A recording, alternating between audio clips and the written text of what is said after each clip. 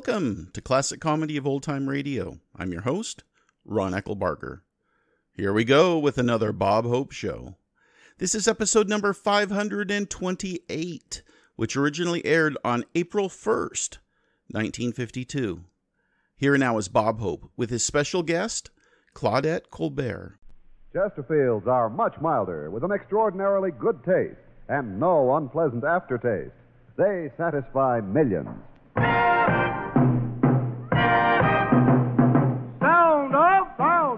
Sound off for Chesterfield. Good evening, folks. A big hello. We're here to start the Bob Hope Show. Lots of laughs and plenty of fun, so settle back with a milder one. Sound off for Chesterfield. Sound off for Chesterfield. Try a pack of Chesterfield. Do it today.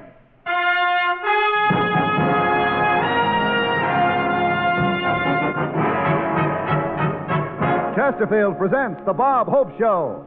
Direct from the United States Marine Supply Depot in Barstow, California. Transcribed with Les Brown and his band of renown. For Chesterfield's, yours truly, High Averback, Joanne Greer, and our special guest, Miss Claudette Colbert. And here he is, Bob Hope.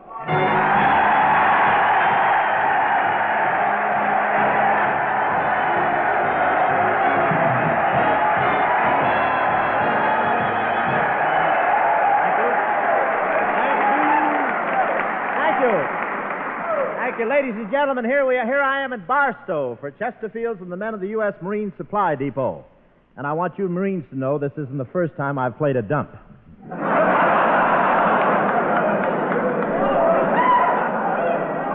Yes, sir, this Marine base is very important to the West Coast. It carries all the supplies that are vitally necessary to our fighting men.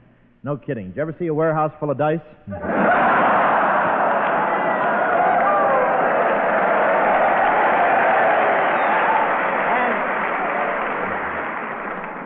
It's easy to see where they keep them. It's two square buildings with dots on them. They told me the Marines here can do amazing things with machinery, but I didn't believe it until I found out the one guy here is building his own whack.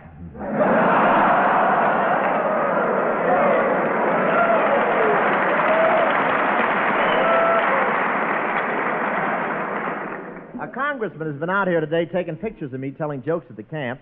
First, I was flattered, then I found out he's using the pictures as an argument to get servicemen more paid.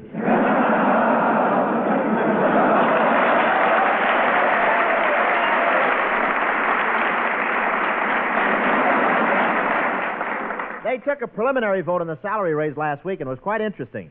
99 congressmen voted yes, 48 voted no, and a bartender from Victorville just showed up and prayed.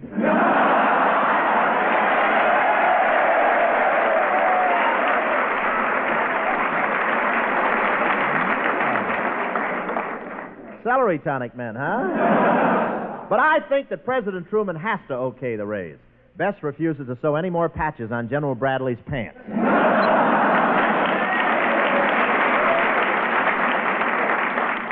And one sergeant told me today the pay he gets now is just chicken feed. I think that's what he meant. He said it's for the birds.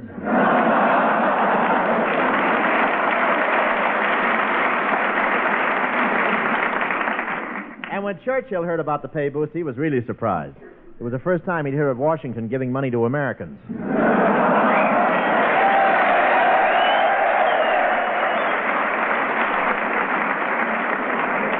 And speaking of cutting the budget, Washington just cut $5 billion from the Air Force budget. All I can say is it's going to be mighty embarrassing when we see our pilots going down the runway flapping their arms. Of course, I can understand it because Washington is so busy with the elections. It's still a little too early for kissing babies, but every morning the Republican candidates get together and compare puckers. And this time the Republicans are sure they're going to win. And why not? They've got a candidate for every voter.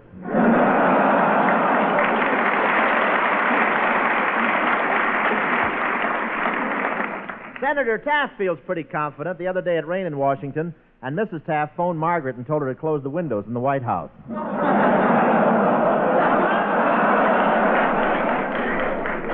That sneaks up on you, doesn't it? And you kind of hate yourself for not moving out of the way. Eisenhower hasn't done any campaigning yet, but he no longer calls the soldiers GIs. Now he just says fellow voters.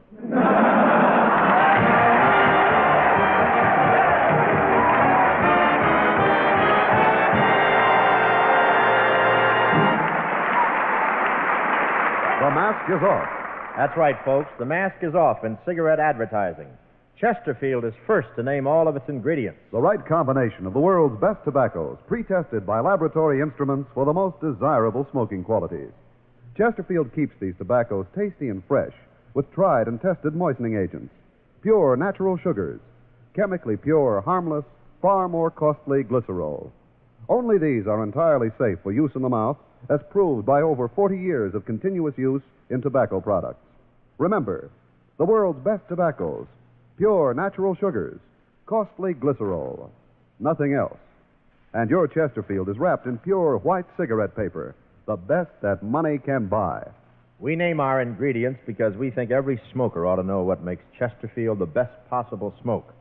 What makes Chesterfield much milder with an extraordinarily good taste and no unpleasant aftertaste.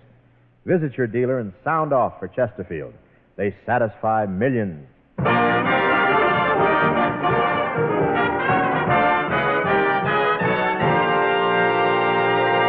Ladies and gentlemen, many people wonder how Bob keeps up the tremendous pace that he sets for himself. Well, I have quite a bit to do with that because I'm in charge of Bob's schedule. For instance, early this morning, I walked into Bob's bedroom to read to him the list of the day's activities. And following your press conference and newsreel shot, you have 1.5 minutes to change clothes. Then you rush to the airport with motorcycle escort and take off for the Marine Supply Depot at Barstow. The orchestra and the Chesterfield players have been synchronized to arrive at the same minute. Well, Bob, does all that meet with your approval? Oh, now, Bob, wake up. Don't hit me. I've had enough, I tell you. Don't hit me. Don't hit me again. Huh? Well, Bob, what in the world were you dreaming about? Oh, I thought I was in Las Vegas playing blackjack.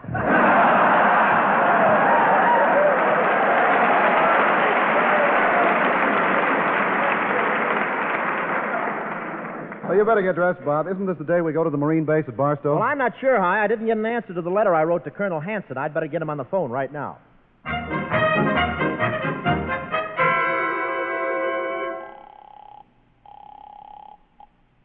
Hello? Hello, Colonel Hanson. This is Bob Hope calling. Bob Hope? That's right.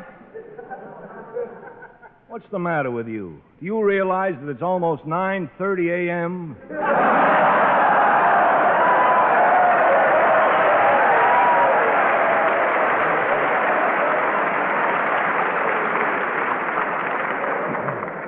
Well, what about it? Never wake up a Marine this early in the morning. Oh, I'm sorry, Colonel. I do hope that I didn't ring loud enough to wake up the boys in the barracks.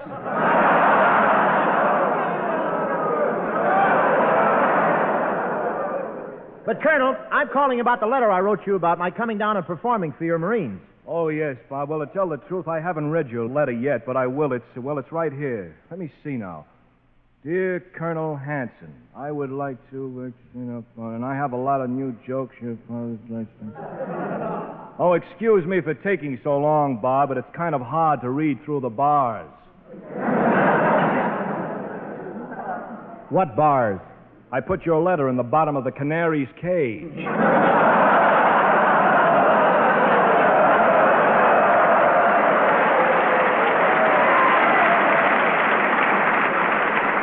Well, tell me the size of the birdcage and I'll send you Crosby's picture.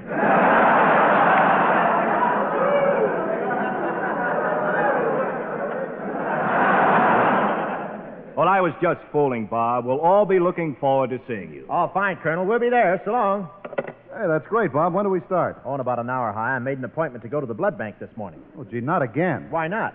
Well, after all, Bob, 18 pints of blood in a month, isn't that overdoing it? Well, not at all. Hi, you can't put a limit on a wonderful cause like this. Roll up your sleeve and let's get started.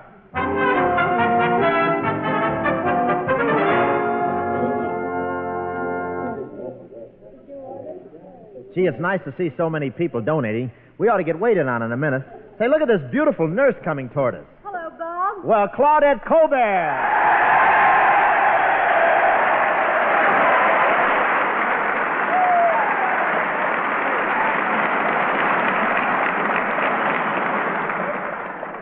It's only a girl. Gee, Claudette, I didn't know you were a nurse down here. Well, I'm really not, Bob. I just help out when they're short-handed. But now, look, you're down here every other day. You know, it's a wonderful thing, but 18 pints of blood in a month.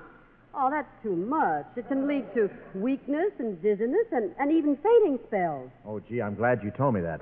Hi. Yes? Get me a chair. I don't feel very well. All right, Bob, let's stop kidding. We know that while you take all the bows, it's High Auerbach who's been giving the blood. Well, what makes you think so? Well, every time a Marine gets a transfusion of it, he stands up and yells, "By attack of Chesterfield, do it today."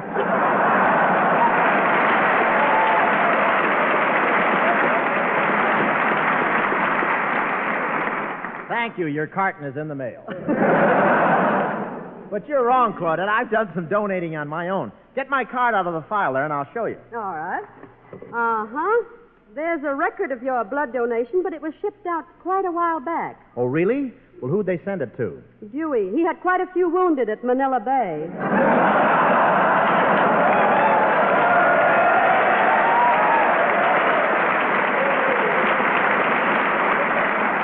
Where does it say that? I want. Right here. Oh, good. For a moment, your paycheck was hanging in the balance. Now, stop kidding, Claudette. I'm as patriotic as anybody. In case you don't know, I served in the last war with the Coast Guard. I was intelligence officer in charge of geodetic oceanography. What did you do? Well, when the tide came in, I stood on the beach and yelled, "Here it comes again."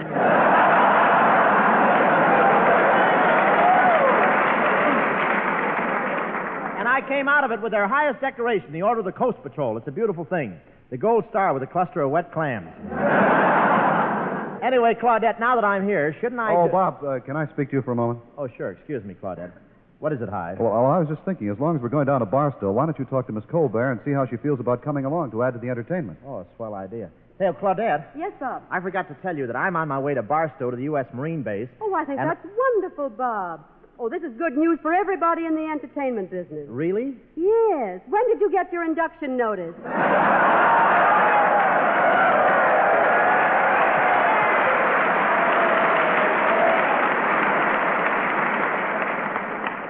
You don't understand, Claudette. I'm going down to do a show for the boys. The reason I mentioned it, I thought you might like to appear there with us. Oh, well, I'd love to, Bob. It sounds like a lot of fun. Well, it'll be swell, Miss Colbert. Look, I'm driving to Barstow. If you like, you can ride with me. Oh, that's fine. I wouldn't know where to find Barstow. The moment I get out of Hollywood, I'm completely lost. You are? Yeah. Then you can ride with me.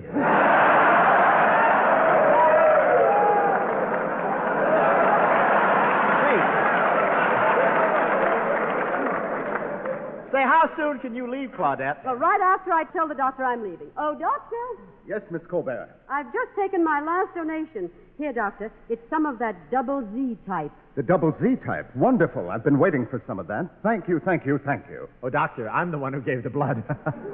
Look, but I didn't know my kind was so desirable. Oh, very desirable. Of course, to be frank with you, we don't use it for the Army, Navy, or Marines. Well, then what do you do with it? I give it to my little boy. For his birthday, he got a water pistol. That does it.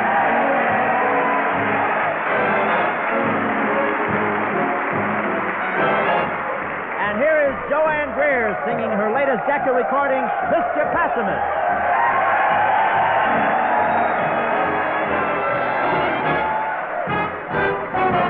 Mr. Pessimist said don't try to build a plane like a bird 'cause it won't fly. But people are dumb, and so what did some fool do? He built a plane and he flew. Mr. Pessimist said no, sir. Without a horse, that old wagon won't go, sir. Some guy couldn't hear, so he took a steering wheel and made an automobile. It seems that some folks are just plain stubborn. Their heads must be filled with hay. Show them something can't be done, and they go do it anyway. Mr. Pessimist said don't work. You'll only wear yourself out, and it won't work. But Edison left work all day and half the night and showed the people the light.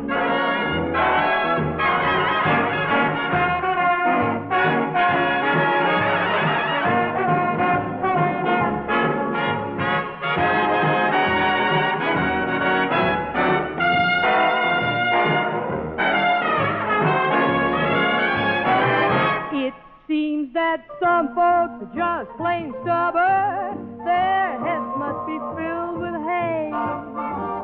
Show them something can't be done, and they go do it anyway. Mr. Pessimist kept screaming. He said that me getting you was just dreaming. But I didn't fall for all of those false alarms. And here you are in my arms. So if you are ever in doubt, boy, throw Mr. Pessimist out. Throw Mr. Pessimist out.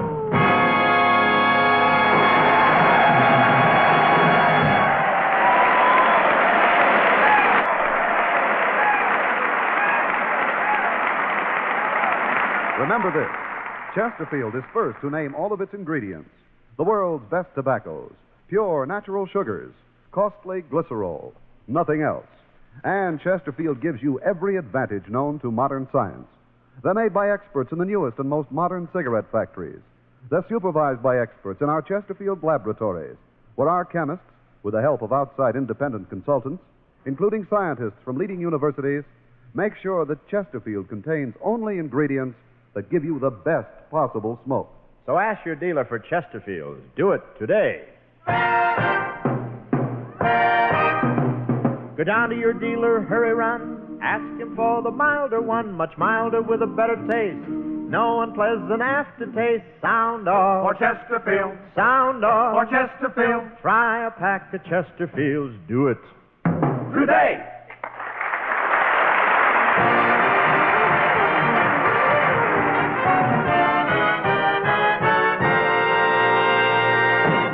Okay, Hi. We're ready to start the play we're putting on this evening. Announce it and put some enthusiasm into it this time, will you? Read it bright, happy, and jolly.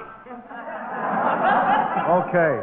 Tonight, ladies and gentlemen, the Chesterfield Entertainers present their version of that current Broadway hit, Caesar and Cleopatra, starring Bob Hope.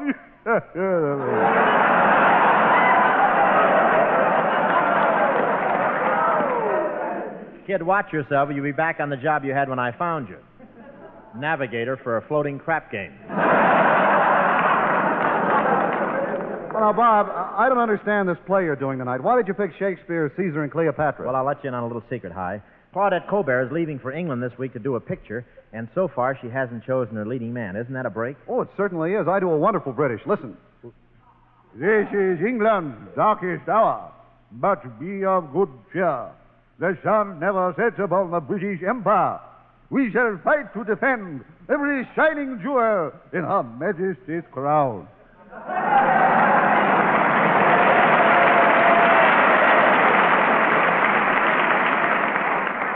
How's that, Bob? That's wonderful. It sounded like Princess Margaret talking through a wet crumpet. Now, get lost, Hi. Here comes Claudette, and I want to get things started. Here I am, Bob. Are you ready to do the play? Yes, but I want to talk to you about something else first, Claudette. I understand you're going to England to do a picture. That's right. Well, I understand you haven't chosen your leading man yet. Now, I don't want to talk about myself. But you will, won't you? Well, Claudette, this is about my career. I've known you quite a while, and I'm going to be honest with you. I don't want to be a comedian. Oh, Bob, don't stop now when you're getting so close.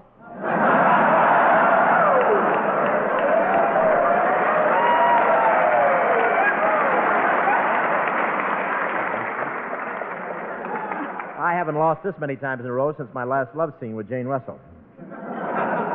And Waterfield walked in.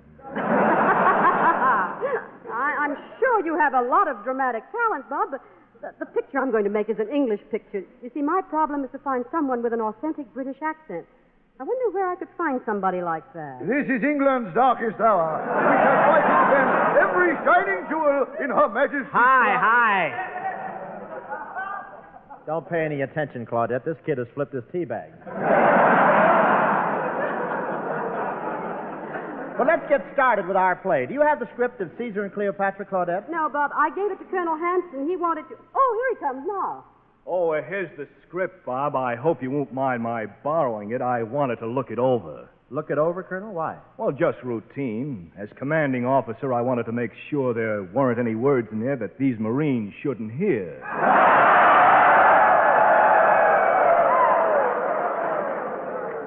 Oh, well, that's fine. I certainly wouldn't want to offend any of the sergeants present.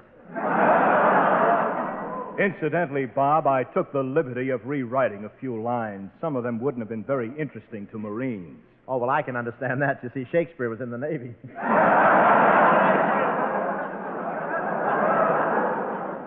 But if you change the play a little bit to make it more entertaining to the fellows, I'm all for it. Let's do it, Claudette. Les, a little music, please.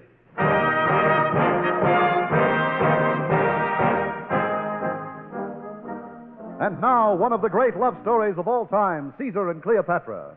Caesar has conquered all the known world to win the love of Cleopatra. As the curtain rises, we find him with his manservant preparing for a rendezvous with the Queen of the Nile.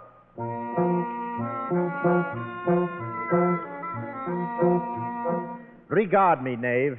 Am I not the handsomest man in all Egypt? Ah, the beautiful women who have thrown themselves at my feet. What women, sire? Well, Dagmar, just to name a few. Get on with it, Aurelius. The queen awaits me. I shall make all haste, sire. I have rubbed thy head with oil of balm, thy chest with oil of lotus, thy feet and thy limbs with oil of pine. What can I do for thee now, sire? Crank me down and let me off the grease rack.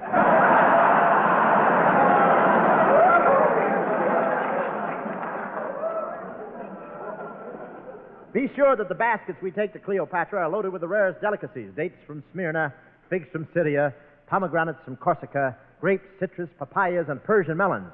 The queen is a dilettante among gourmets. She's a what, sir? A chow hound.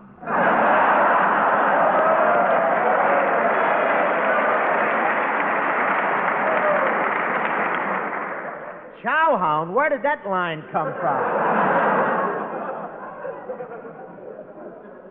That's one of the lines I changed, Bob. I thought it might be more interesting to the boys. Oh, I see, Colonel. Thanks a big heap.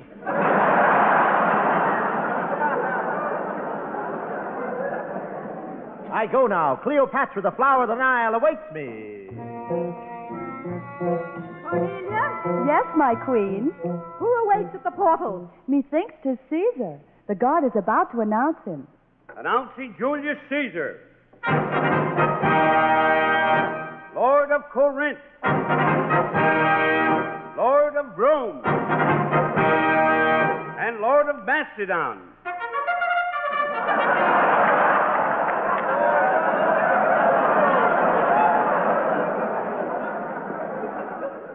I'm also Lord of Santa Anita.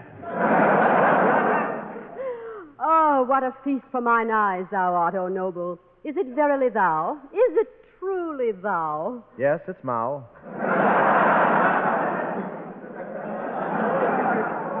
'Tis I, known to the Romans as Julius Pontifex Maximus, Tiberius, Apollonius Pluvius Octavius Praetor, and always by Chesterfield. Methinks that somehow thou dost look different tonight, Caesar. Well, I was hoping you'd notice it, Cleo. It is because of the gift thou gave me from the New World. How do they look? Oh, Caesar, thou art not supposed to wear them as earrings. Those are silex coffee pots.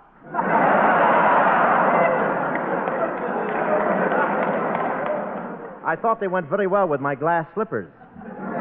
But I'm remiss in my hospitality. You shall dine sumptuously, Caesar. What wouldst thou like? Well, 3 pheasants boiled in goat's milk, 4 barbecued pigs, a whale steak, a broiled boar's head, a dozen sheep cooked medium well, and a half a slice of rye crisp. A half a slice of rye crisp? Remember, I'm on a diet. Oh, yes, thou must keep that noble figure, since thou art the greatest, the most handsome athlete of our time. Natch. Where didst thou get thy broad biceps? Hurling the discus. Where didst thou get thy broad shoulders? Throwing the javelin. And where didst thou get thy broad... Sliding down pyramids.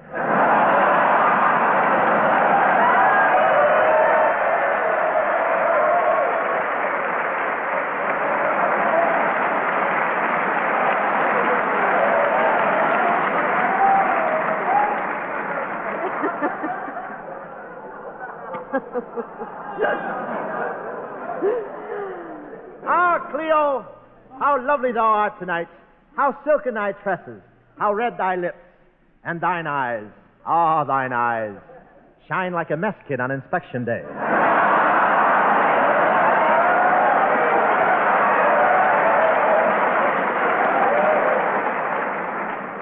A mess kit on inspection day? That's another line I changed, Bob.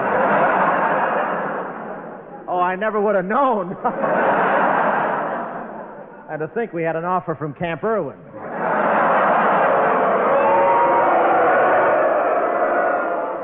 I wonder if the Colonel writes over there. Caesar, come close to me, my sweet. We waste time. And minutes are like precious jewels. Behind thy left ear there is the fragrance of rose. Thy hair has the scent of heliotrope, and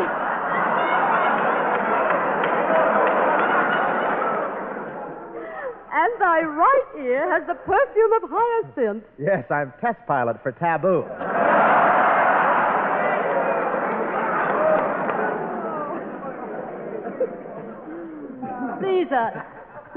Caesar, I have revealed to my subjects that we are pledged.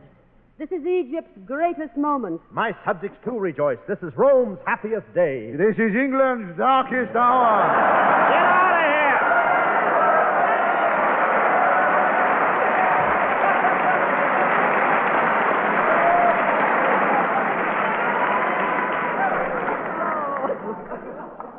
here! Embrace me, Caesar. Let me kiss thee as thou hast never been kissed before. Here.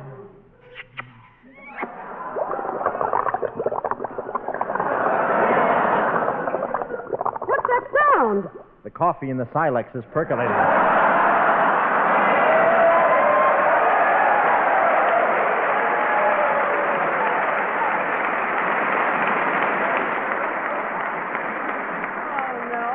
Well, that's the end. Curtain.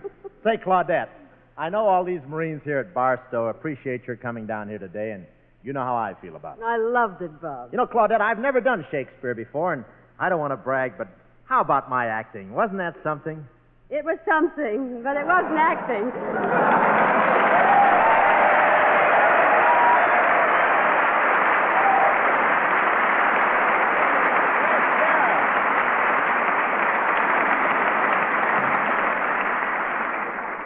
She's always kidding. Oh, Colonel Hanson, you know, I wrote that sketch all by myself. Did you know I wrote it all by myself? Well, no, I didn't, Bob. Well, I did, and I got a lot more. Some of them are even better than that one. I'll tell you what I'm going to do, Colonel. Isn't this a jolly idea? I'll come down here every week and put on one of these plays that I wrote, starring me, of course. Isn't that a peachy idea? Well, Colonel, what do you think of it? This is Barstow's darkest hour.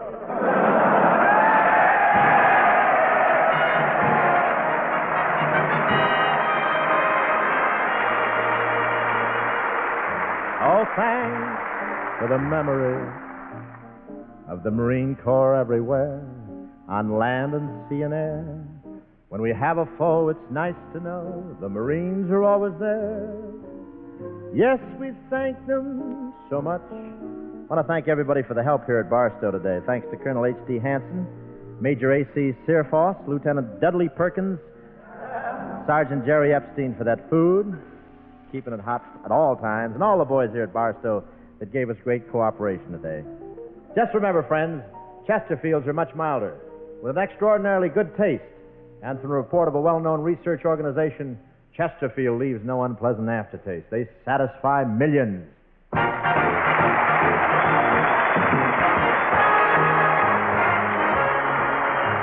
Be sure to listen to The Bob Hope Show next week from San Luis Obispo, California, with our special guests, Jane Russell and Jerry Colonna. Chesterfield is brought to The Bob Hope Show, written by Marvin Fisher, Norman Sullivan, and Larry Klein, and transcribed direct from Barstow, California.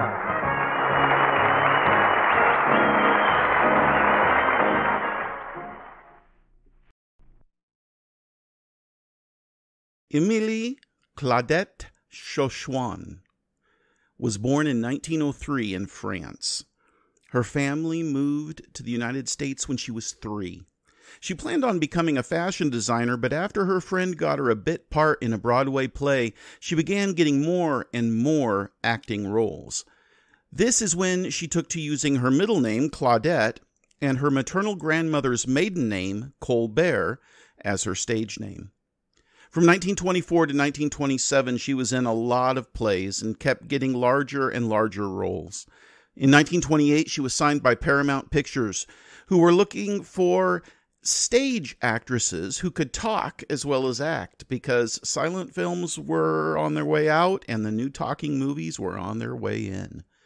Cecil B. DeMille cast her as the femme fatale in the 1932 historical epic The Sign of the Cross, opposite Frederick March and Charles Laughton. It was a huge box office hit. Then, in 1934, she won the Best Actress Oscar for her performance opposite Clark Gable in It Happened One Night.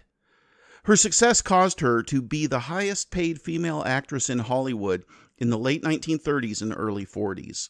She was in tons of movies, like the 1939 It's a Wonderful World with Jimmy Stewart, also in 1939 Drums Along the Mohawk with Henry Fonda. In 1943, she was in So Proudly We Hail with Paulette Goddard, Veronica Lake, and George Reeves. In 1945, with Don Amici, she starred in the movie Guest Wife. She also starred opposite John Wayne in the movie Without Reservations in 1946. Then in 1947, she was in probably my favorite movie that she was ever in. It was a romantic comedy called The Egg and I. She made that movie with Fred MacMurray as her leading man, and she actually made a total of 7 movies with Fred MacMurray, but I highly recommend The Egg and I. In the 60s, 70s, and 80s, she returned to Broadway and also made quite a few TV appearances.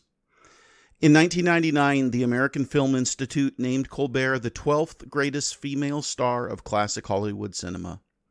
Claudette Colbert died in 1996. She was 92. Please send your questions and comments to host@classiccomedyotr.com. Come back next Wednesday for another episode of The Bob Hope Show, and check in on Friday for the next installment of The Life of Riley. Until we meet again, in the words of Friedrich Nietzsche, is not life 100 times too short for us to bore ourselves?